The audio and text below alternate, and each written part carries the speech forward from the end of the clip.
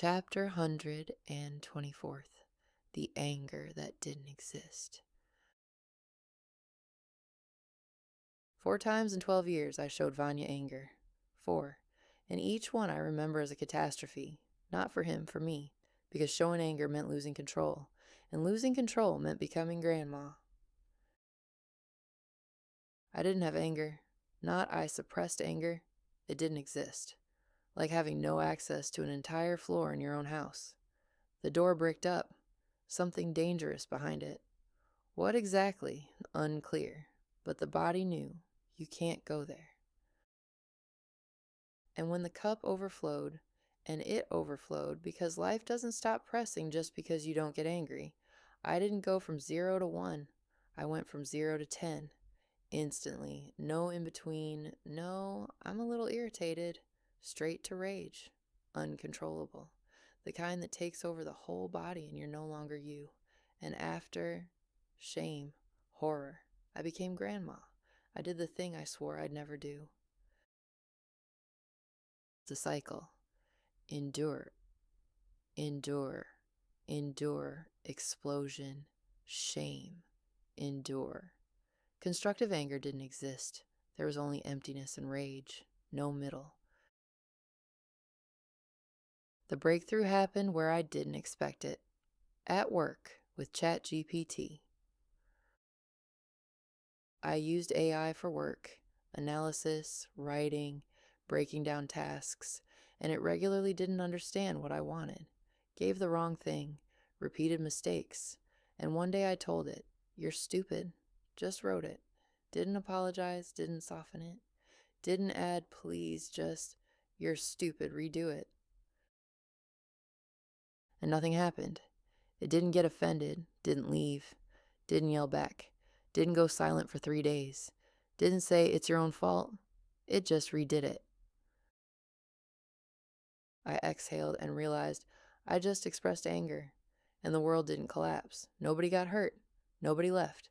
The first safe object that withstood my anger without consequences. It sounds funny. Learning to be angry at an AI. But for someone whose anger has been bricked up since age 5, this was a breakthrough.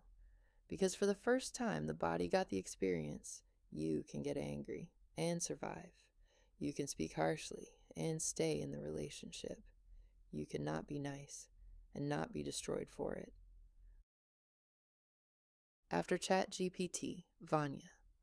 For the first time, I could show him anger not as an explosion, but as a boundary, not rage.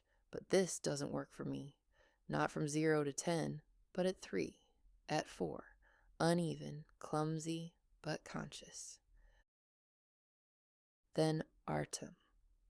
During a session with Olya on body dynamics, I let myself get angry at my own child for the first time.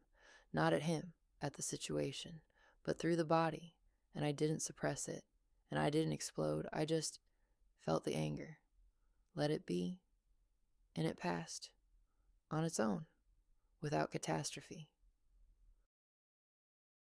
Anger isn't rage.